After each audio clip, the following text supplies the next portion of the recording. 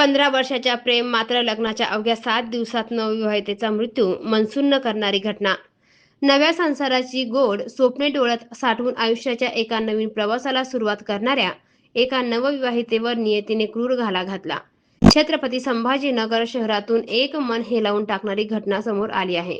लग्नानंतर अवघ्या 7 दिवसातच एका नवविवाहितेचा अचानक चक्कर येऊन पडल्याने दुर्दैवी मृत्यू झाला. या धक्कादायक घटनेमुळे नववधू आणि वर या दोन्ही कुटुंबावर दुःखाचा डोंगर कोसळला असून संपूर्ण परिसरात हळहळ व्यक्त केली जात आहे. मिळालेल्या माहितीनुसार मृत नवविवाहितेचे नाव दीपाली आणि संदीप खंडाळे हे गेल्या 15 वर्षापासून एकमेकांच्या प्रेमसंबंधात होते.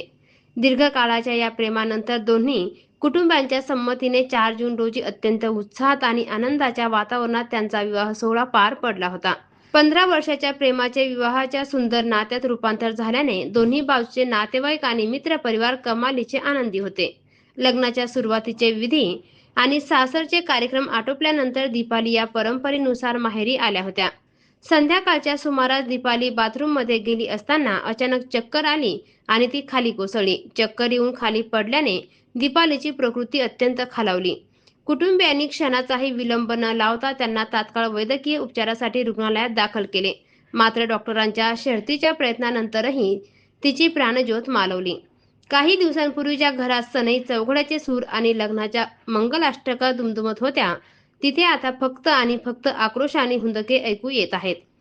हातावरील लग्नाच्या मेहंदीचा रंगही अजून फिका झाला नव्हता. अंगावरील हळदीची छटा उतरली नव्हती. तोच काळाने दीपाली यांना हिरावून घेतले. नव्या आयुष्याची खऱ्या अर्थाने सुरुवात होण्यापूर्वीच हा आनंदाचा प्रवास इतक्या दुर्दैवी वळणावर संपल्याने संदीप खंडागळे आणि लिनहार कुटुंबियांना मोठा धक्का बसला आहे.